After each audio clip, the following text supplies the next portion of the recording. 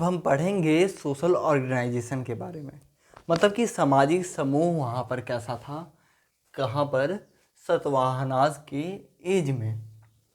तो जो सतवाहनाज होते थे उनको माना यही जाता है ना, जैसे पुराण ने बताया कि ये ट्राइब से निकले हुए हैं, ये ट्रिबल कास्ट हैं, और वहाँ से निकल के ये डेक्कन एरिया में एक बड़े एम्पायर को खड़ा किए।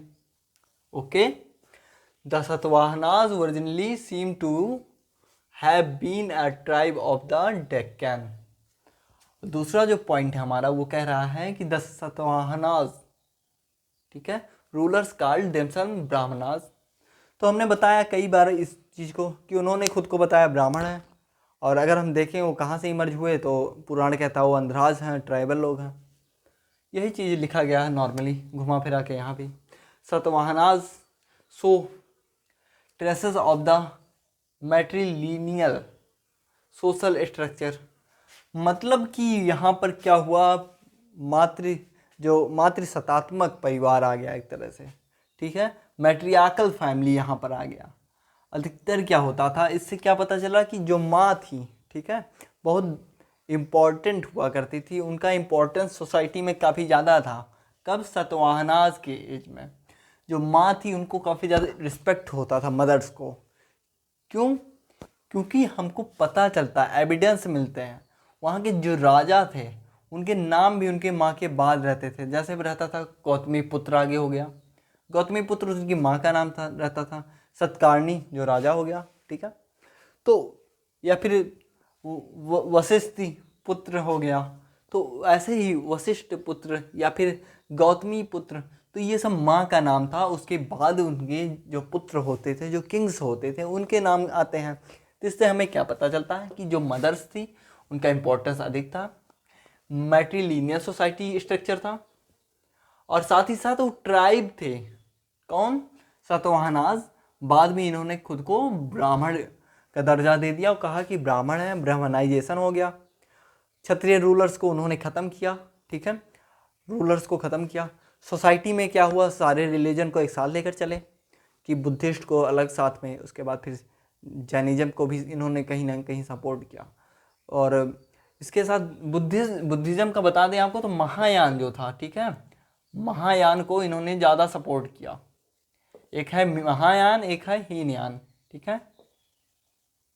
इसके बारे में हम बुद्धिस्ट वाले लेक्चर में पूरी अच्छी तरीके से एक्सप्लेन किए हैं दोनों क्या, तो इस पर हम बहुत नहीं जाएंगे। महायान वही लोग होते हैं जो गौतम बुद्ध को मानते हैं कि उनकी पूजा की जाती है मूर्ति के फॉर्म में, और हीनयान जो लोग हैं वो पुरानी तरीके से गौतम बुद्ध के सीधा बातों का जो है ज़्यादा विश्वास करते हैं उन पर।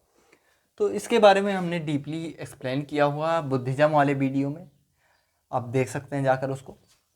और इसके साथ मैट्रिलिनियल सोसाइटी एक चीज़ और दर्शाता है, अभी भी भारत के कुछ साउदर्न पार्ट में और साथ ही साथ नॉर्थ ईस्टर्न पार्ट में कुछ ऐसे ट्राइब्स हैं, ठीक है, ऐसी जनजातियां हैं जहाँ पर माँ जो होती हैं उनको अधिक इम्पोर्टेंस दिया जाता है।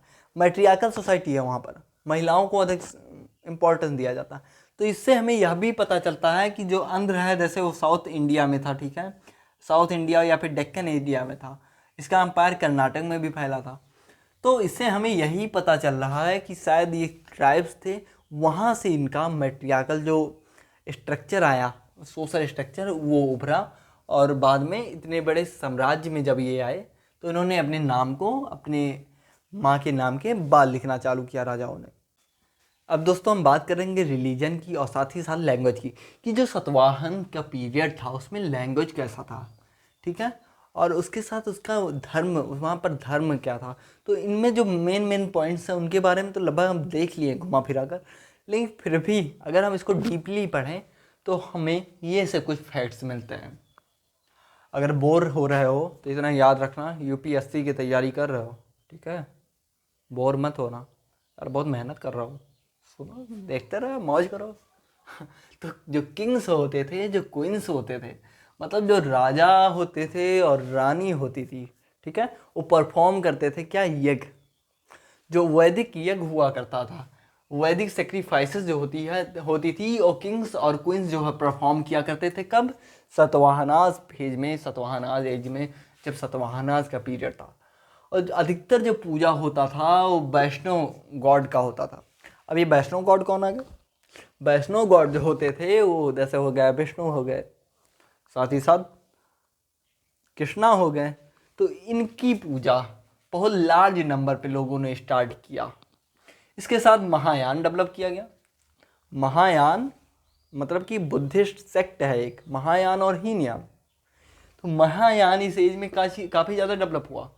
यहाँ के जो किंग्स थे, ठीक है, उन्होंने नागार्जुन कोंडा और अमरावती को एक इम्पॉर्टेंट सीट बना दिया। किसके लिए? बुद्धिस्ट कल्चर के लिए।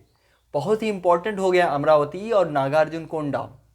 दुनिया के कई हिस्सों से लोग, जैसे चाइना से, भूटान से, वहाँ से लोग आते थे, ठीक है। जो चाइना था वहाँ से, भूटान से, नेपाल से लोग जो है वहाँ पर अमरावती पे आते थे और नागार्जुन कोंडा में जाते थे।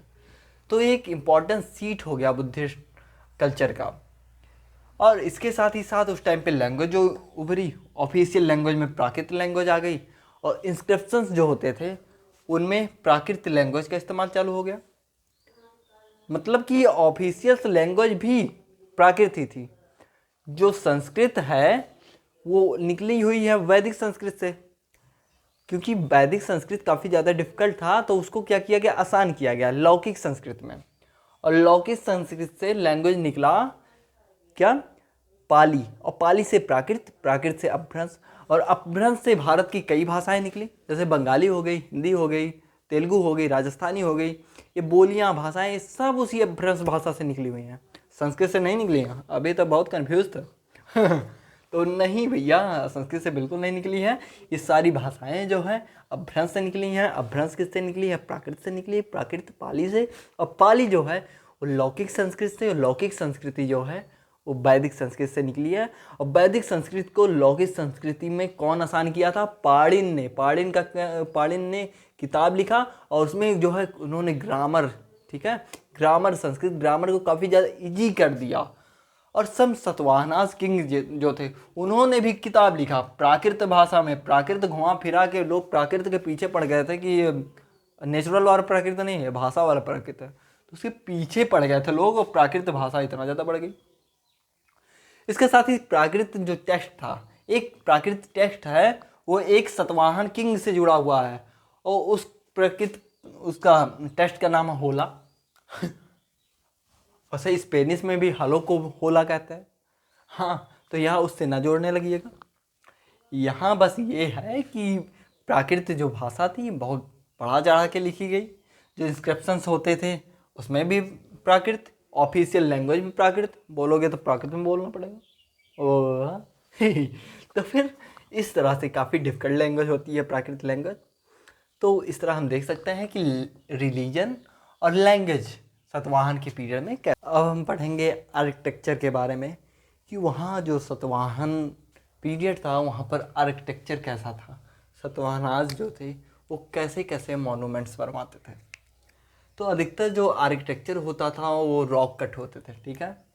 और अधिकतर ये फाउंड कहाँ हुआ? आंध्र में, कृष्णा गोदावरी जो रीजन है वहाँ पर, in the form of stupas.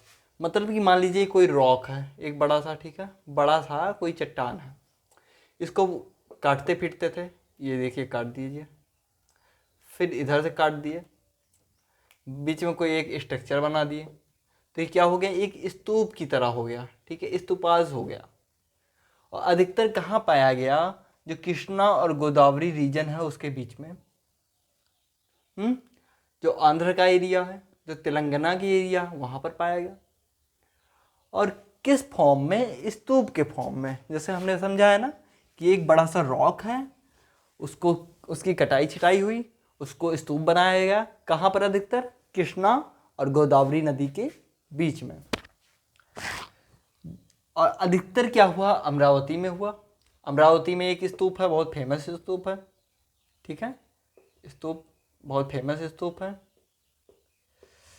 और इसके साथ ही साथ 2 कॉमन रिलीजियस कंस्ट्रक्शन हुए, मतलब 2 सामान्य धार्मिक कंस्ट्रक्शन हुए। ऐसे कंस्ट्रक्शन जो नॉर्मली हर एक जगह पाया जाता था। पहला क्या था, चैत्य, और दूसरा बिहाराज। मतलब चैत्य और बिहार हर जगह पाया गया।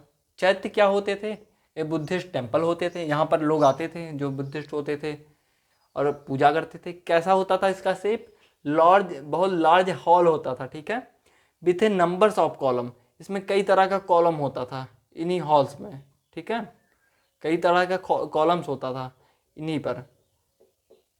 और इसको क्या कहते थे, चैत्य कहते थे। और जो बिहाराज होते थे, बिहार होते थे, द मोनास्ट्री, और सेंट्रल हॉल होता था। इसमें एक बहुत बड़ा सा हॉल होता था जिसमें मॉन्क्स जो हैं रहते थे। कब, रेनी सीजन में, जब बरसात का महीना आता था तो बिहाराज में क्या होता था कि जो बुद्धिस्ट मॉन्क थे, जो बौद्ध भिक्षु थे, वो आकर रहते थे कहाँ पर, बिहाराज में। तो ये था इसका आर्किटेक्चर के बारे में। इसी के साथ हम आते हैं समाप्ति पे। ये पूरा सतवाहन पीरियड जो है, पूरा सतवाहन एज जो है, यह ख़त्म हुआ। आशा करता हूँ आपको अच्छा लगा होगा। अच्छा लगा हो तो चैनल को सब्सक्राइब करिएगा, वीडियो को लाइक करिएगा। जय हिंद, जय भारत।